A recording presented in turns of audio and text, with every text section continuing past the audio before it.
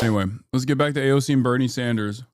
Congresswoman Alexandria Ocasio-Cortez say several times, no matter if you disagree with me on a whole host of issues, if you are willing to fight for working class voters, then you belong here. And that really flies in the face of how the left is often characterized as dogmatic and not pragmatic. But that is not what we are seeing here. Senator Sanders says that he understands the that left always both parties characterizes are that? captured by big moneyed interests. And this is a real effort, regardless of ideology, to call back the working class and bring them into coalition. This isn't just about Republicans. We need a Democratic Party that fights harder for us too. We, as a community, must choose and vote for Democrats and elected officials who know how to stand for the working class. And so, Jake, you heard the Congresswoman there. She didn't spare her own party, even though she didn't mention Senator Schumer by name. This is just one stop over the next several days that they will make. And I'll end with this.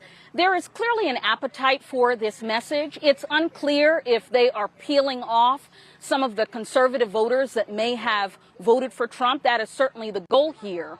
But the Democratic establishment cannot afford to ignore this energy center of the party. There may be some that try to dismiss this, but they have a lot of enthusiasm here on the ground. Alexandria Ocasio-Cortez. She gets it. That CNN journalist gets it. No, that's the point. No, that is the goal. And I think that a lot of people who have been yelling at me for the past day also don't understand it either. While I am also feeling as though there's a lot more room for directing this mobilization from both AOC and Bernie Sanders and this tour that they're doing. And it's not just about like talking about how shitty everything is and then leaving people directionless, leaving people rudderless. And I talked extensively about how to fix that. I think doing something similar to what Zoran's been doing in New York in the mayoral race is a much more solid approach here. But like mobilizing this support, this base of support towards individual causes where you can protest and agitate is a way to not only draw home the message, but it's also a way for you to be able to. It's also a way for Bernie and AOC to be able to basically show that this message is effective and can lead to tangible change. Okay? It's not just about like screaming tax the rich. It's about going like it's not about saying we're not going to give another dollar to Israel. It's about going to and doing a rally outside of the courthouse where where Mahmoud Khalil has a deportation proceeding. Like, it's about facilitating real change. It's about using the momentum and using the popularity towards singular issues of harm in a way to possibly make change with this direct demonstration of support. I think this is the type of stuff that they could be doing, and I wish that they would do more of that. But I think right now, the goal here seemingly is to show the Democratic Party that there is still a lot of momentum behind Bernie's left populist politics. Now, will they listen? I don't think so. Is it a foolhardy endeavor if it stays in this? If it just simply is just doing rallies over and over again? Yes. That's why I'm saying I think it would be better served if there were direct organizing initiatives associated with this. Instead of just saying, join community organizations, work with the community organizations, and get people to support said community organizations at your rallies, for example. That, I think, is a better usage of the time and space that they have right now and the place that they're occupying right now, beyond simply just saying the Democratic Party needs to see the popular momentum behind Bernie's politics and reshape their message. Although I do think that to a certain degree, Bernie has been able to make a lot of these ideas that were not even considered in mainstream media significantly more palatable.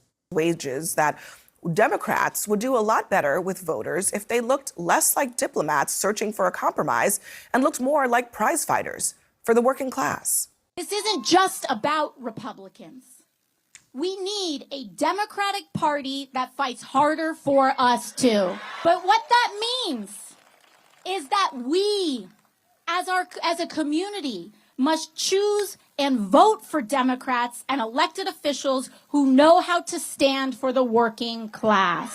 I want you to look at every level of office around and support brawlers who fight, because those are the ones who can actually win against Republicans. Let's be real about that. Brawlers. I assume you approve this message. 100%. Absolutely. Democrats are in a crisis right now. They're on life support. They have a testicular fortitude problem. They are not fighting nearly as hard as they need to fight for the American people, as was seen last week during this CR vote in the Senate. It's a problem. And for me, it's not about the parties, because the parties are going to kind of do their thing. It's about the people rising up and holding the parties accountable. Democrats have fighters.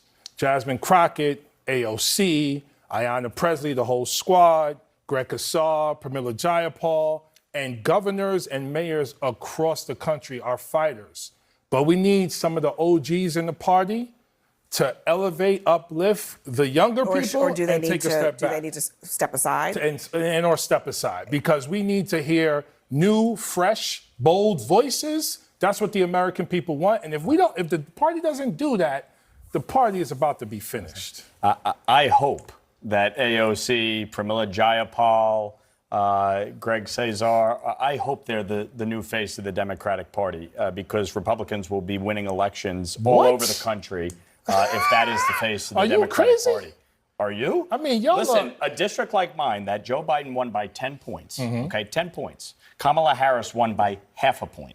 Okay, I won by 6.5 points, 24,000 votes in a district that has 85,000 more Democrats than Republicans. Why? And you're right. Because the but you ran against a cornball candidate. You had he was your friend. He was not my friend. He was your friend. You long had ago. someone running against you who was not a strong candidate. And we still that have, we agree on. We still have consultants and big money controlling the Democratic Party, compromising She did outperform Kamala Harris in her Come on district. now. Trump did, Sure. Trump did better than But here's my point. The New York, look no further than New York, where issues like cashless bail have been a disaster, issues like sanctuary state status, congestion pricing. In districts like mine, where Democrats on paper should win big, they're losing.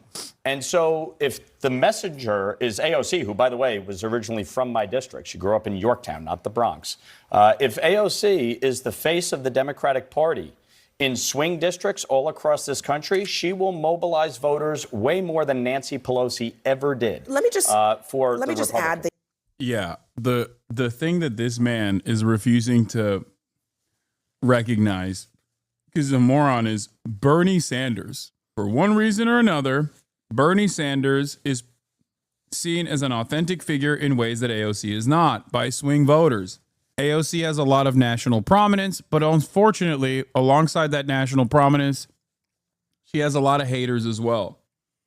Bernie, on the other hand, seemingly, while advocating for quite similar opinions on issues, is seen as a much more powerful and much more popular figure. And no, I don't think it's I don't think it's entirely due to AOC being a woman and Bernie being a white man. No, I don't think it's just that. Although that certainly factors into the equation, of course. The notion that, like, if the entirety of the Democratic Party across the board were Bernie-style figures, the Republicans would never even have a single fucking election that they win ever again. If the entirety of the Democratic Party resembled Bernie-style politics and actively pushed for it and voted for it and demonstrated real change at the legislative level, there would never be another Republican election won. Nah, that's cope, to be honest. It absolutely is not cope. What are you talking about? We have a Bernie-style leadership historically in the Democratic Party that led to basically half of a century of Democratic Party dominance. What are you talking about?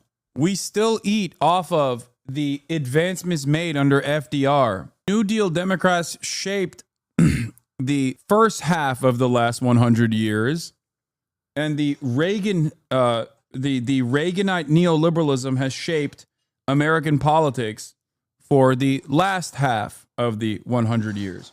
When Democrats were dominant, Republicans would be forced to follow suit. Would be getting their notes from the Democrats. The agenda was shaped by moving the needle in the direction of progress. And a lot of American prosperity took place as a consequence of that. And then the Republicans basically turned everything around. I would say Carter kickstarted that process fairly aggressively. And foreign policy played a major role in this as well.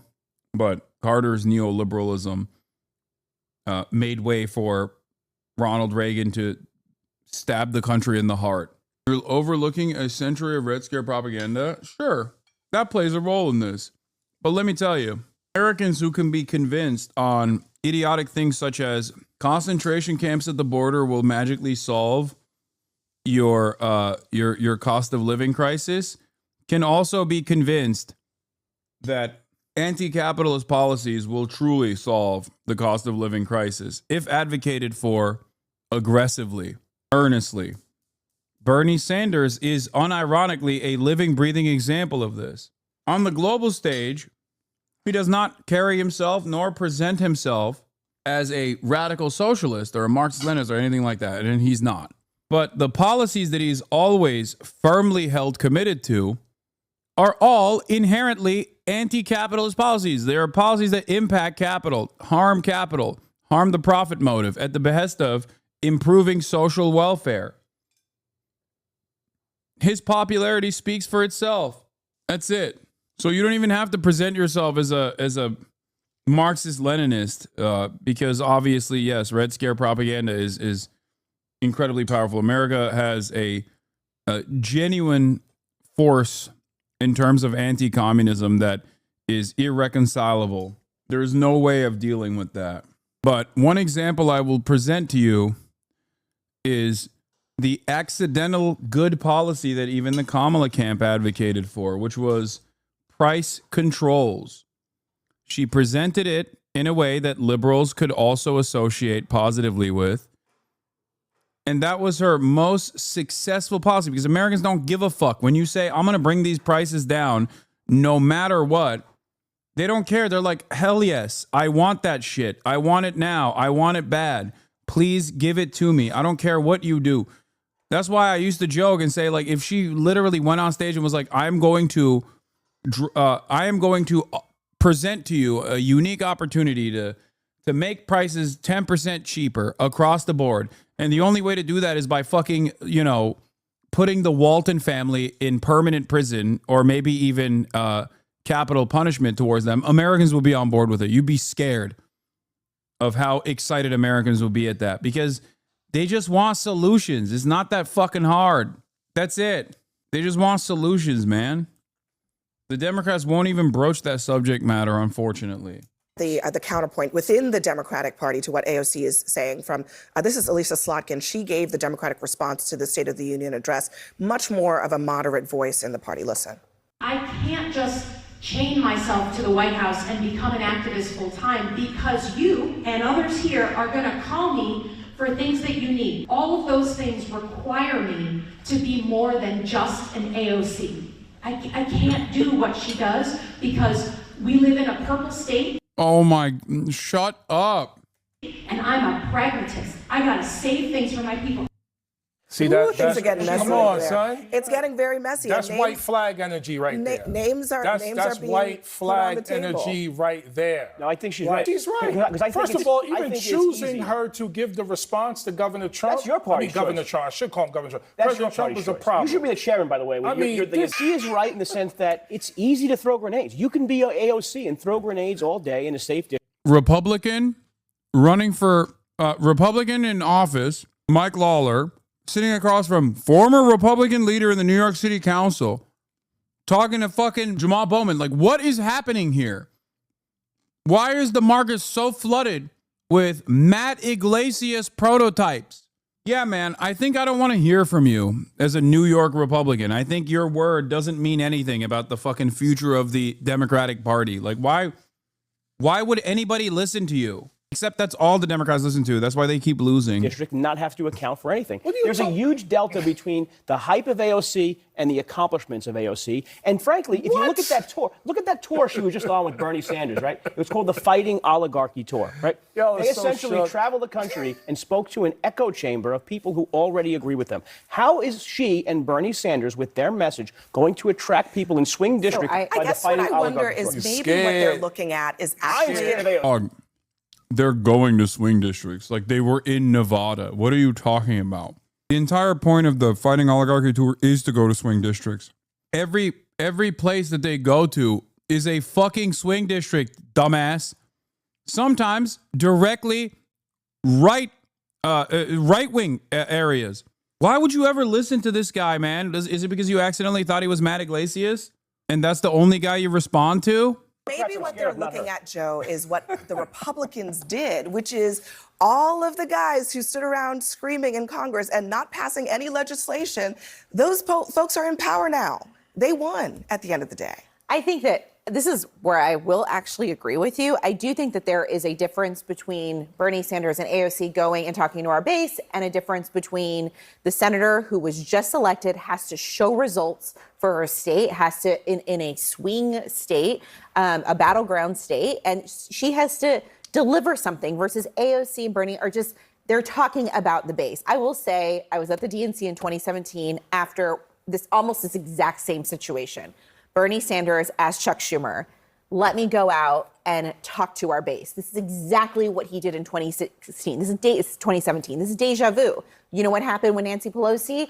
Everybody was asking for her to resign. You know what she did? She embraced the new generation of the Democratic Party, lifted them up, and said, you know what? I'm going to step aside after the midterm elections, and I'm going to lift everybody else up. And that's why she worked to block AOC from becoming a ranking member of a committee. That also happened. The tens of millions of people who are staying home, they're staying home because we're not elevating new voices in the Democratic No, Party. you're not. Your Those chairs people are your ranking mobilized. members, I Maxine think Waters on to financial Congressman services. Lawler's point, this is not just a Chuck Schumer thing. I think it's happening pretty broadly among some of the older contingent in the Democratic Party.